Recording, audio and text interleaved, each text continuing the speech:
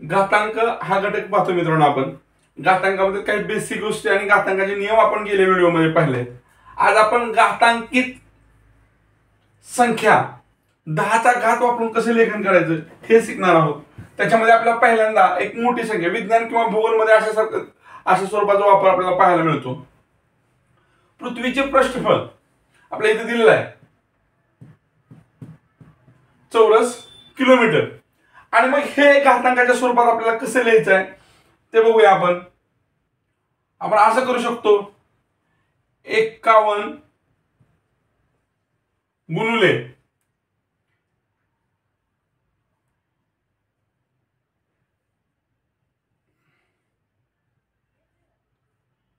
असं लिहू शकतो.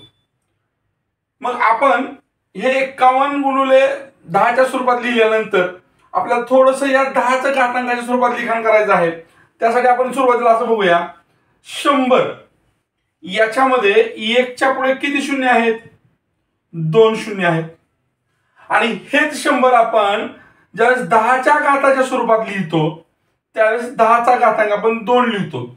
त्याच पद्धतीनं इथं 1च्या पुढे किती शून्य आहेत बघूया. 1 2 3 4 5 6 7.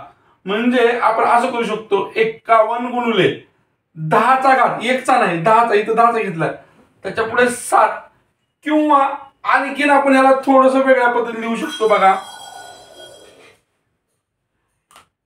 इथं याला 10 भागलं म्हणजे त्याचं दशांश अपूर्णांकात रूपांतर केलं 5.1. आणि हा भागलेला 10 जर इकडे वाढवला गुणले केला आणि घातांकाच्या नियमानुसार पाया समान त्यावेळेस घातांकाची बेरीज होते म्हणजे 10चा 8वा घात. किंवा या संख्येला परत आपण 10 भागलं हे रूपांतर आपल्याला समजायला पाहिजे. जसं दशांश चिन्ह येईल दशांश चिन्हाचं मागे पुढे चिन्ह सरकत त्या पद्धतीने हा घातांक बदलणार आहे.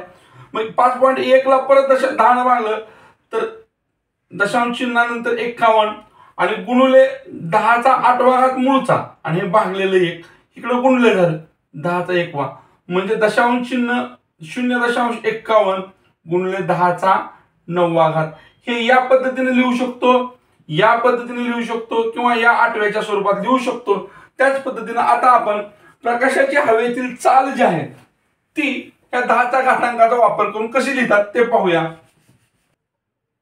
प्रकाशाची हवेतील चाल ही विज्ञानामधील एक टर्म आहे. विज्ञानामध्ये ही संख्या आपल्याला वापरावी लागते आणि ही एवढी मोठी संख्या आहे मीटर पर सेकंद. मग ही संख्या लिहिताना किंवा वाचतानाचा वेळ अपव्यय टाळण्यासाठी ती 10च्या घातांकाच्या स्वरूपात लिहितात. म्हणून सुरुवातीला आपण ही संख्या 10च्या गुणाकाराच्या स्वरूपात लिहून घेऊया. 3 गुणिले 1च्या पुढे 1 2 3 4 5 6 7 8 0 2 3 4 5 6 7 आणि 8 0 ही अशा पद्धतीने लिहिली. आता या संख्येला आपल्याला 10च्या घातांकाच्या स्वरूपात लिहायचं आहे. मग 10च्या घातांकाच्या स्वरूपात लिहिण्यासाठी आपल्याला नियम पाठ नसेल तर आपण हे इकडे लक्ष द्यायचं.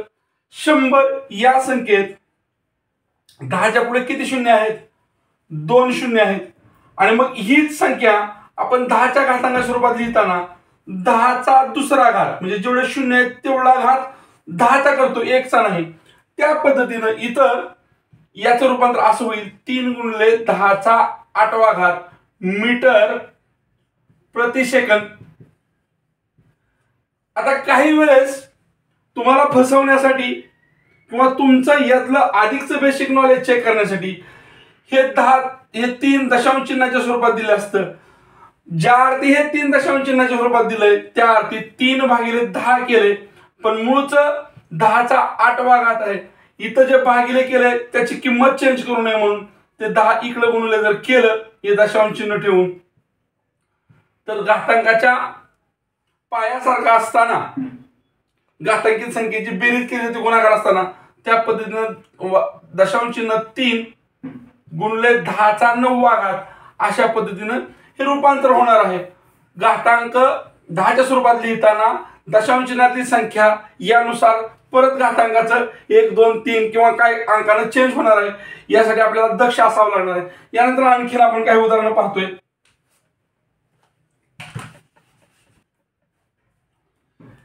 आता इथे पृथ्वीचं घनफळ दिलंय आणि खूप भली मोठी संख्या आहे. ही संख्या वाचण्याचा वेळ, लिहिण्याचा वेळ वाचण्यासाठी ही संख्या 10च्या घातांकाच्या स्वरूपात लिहायला शिकायचं आहे. ती वेगवेगळ्या प्रकारात घातांक हा कमी जास्त प्रकारात होऊ शकतो. कसं ते बघूया आपण. आता 11 हे 11 घेतलं आणि त्याला गुणिले 10 करायचं आहे आणि 10च्या घातांकाच्या स्वरूपात लिहायचं आहे. 10च्या घातांकाच्या स्वरूपात लिहिण्यासाठी 10चा कितवा घात येतो हे बघण्यासाठी आपण पुढे काय करूया.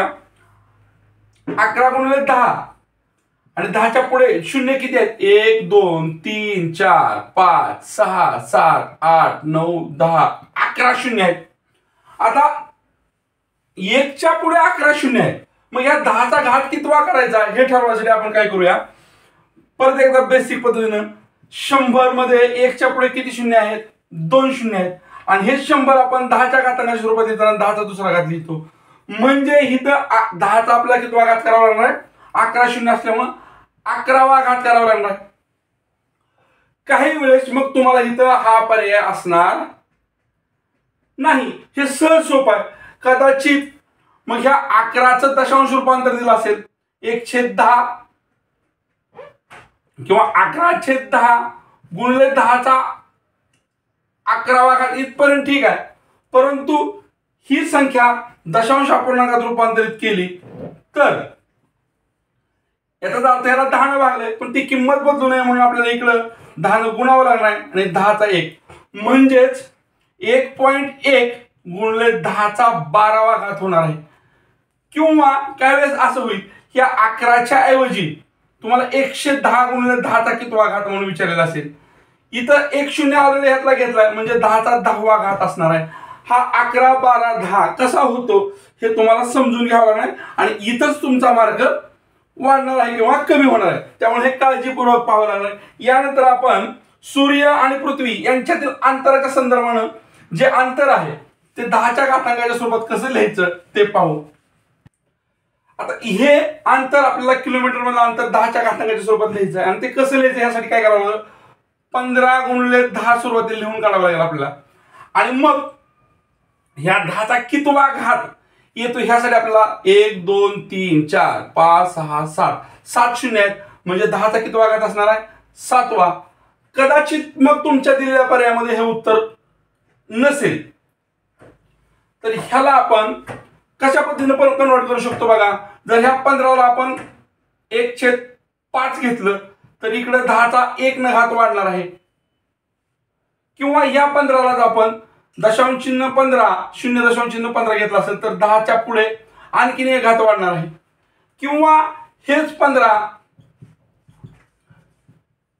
150च्या स्वरूपात लिहिलं असेल तर 10चा 1 न घात कमी होणार कारण 10 इथे गुणलेला आहे 10चा 6वा घात. किंवा हे 1,500 घेतला असेल शक्यतो असं नाही होत फक्त 15 ह्या स्वरूपात येणार किंवा दशांश येणार आहे. परंतु जर असं केलं तर आपल्याला माहित असावं म्हणून 10चा 5वा घात अशा पद्धतीने हे अंतर लिहिलं जाईल. याच्यानंतर पृथ्वी आणि चंद्र यांच्यातील अंतर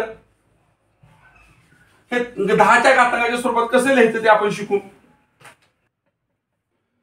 चंद्र व पृथ्वी यांच्यातील अंतर या पद्धतीने आहे आणि हे अंतर 10च्या घातांकाच्या स्वरूपात लिहायचं आहे.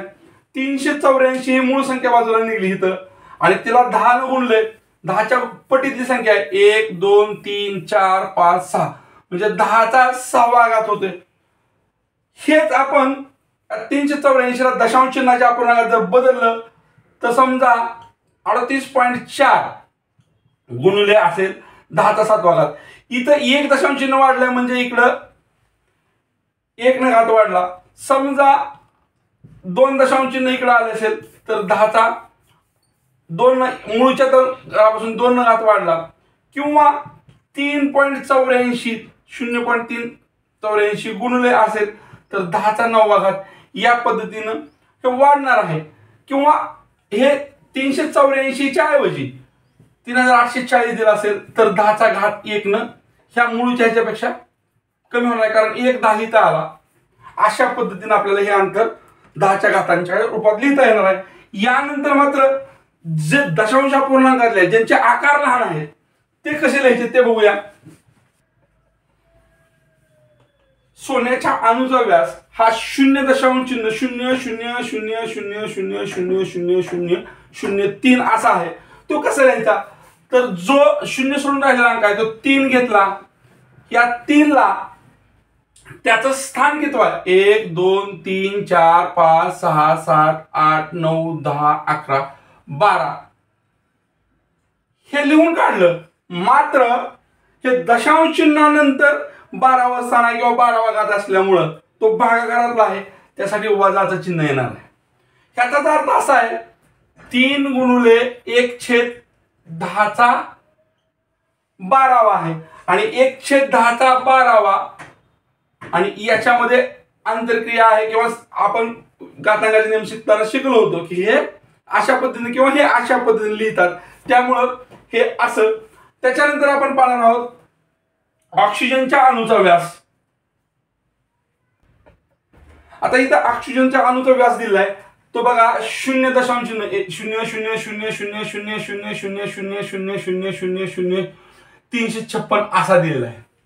आता तो लिहितात कसा 10च्या घातांकाच्या स्वरूपात, तर 0 सोडून जो अंक आलाय 356 अशी संख्या आली गुणिले 10चा घात लिहितात किंवा 1/10चा घात लिहितात. आता 1/10चा घात लिहितात खरं तर, मग किती दशांश नंतर खरं किती येतात बघा, 1 2 3 4 5 6 7 8 9 10 11 12 13 14 15 16 10चा इथं 16वा घात असायला पाहिजे. जर समजा हा पर्याय तुमच्याकडे नसेल, वेगळ्या पद्धतीने लिहिला असेल, ते कसं लिहिलं असू शकतं, 356 च्या ऐवजी 35.6 गुणिले 1/10चा. आता दशांश चिन्ह 16 होती, त्यातलं हिथं 1 ठेवलंयच, म्हणजे 10 कडे किती गेलेत, फक्त 15 गेलेत. ह्याचा दुसरा अर्थ असा होतो 356 गुणिले 10चा, याचा अर्थ -16 आहे आणि याचा अर्थ काय होईल 35.6 गुणिले 10चा -15 होईल. किंवा हे आणखी असे लिहिलं जाऊ शकतं 3.56 गुणिले 1/10चा 14वा, कारण 16 घरातले इथं 2 घर राहिले 14 आणि मग हे घातांकाच्या नियमानुसार आपण असं लिहू शकतो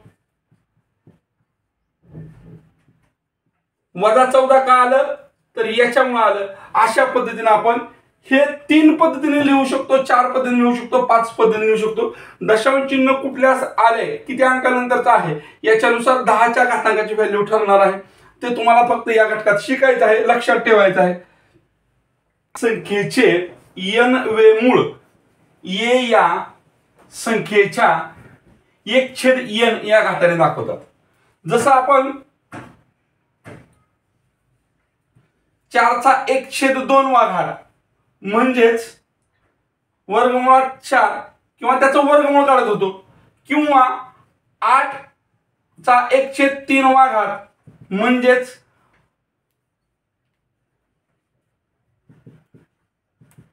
असं लिहित होतं. त्याच पद्धतीनं एखादी संख्या ए आहे आणि तिचं जर n व मूळ आपल्याला काढायचं असेल तर ते आपण कसं लिहितो, 1/n या स्वरूपात लिहितो. एचा 1/n घात या पद्धतीने लिहितो.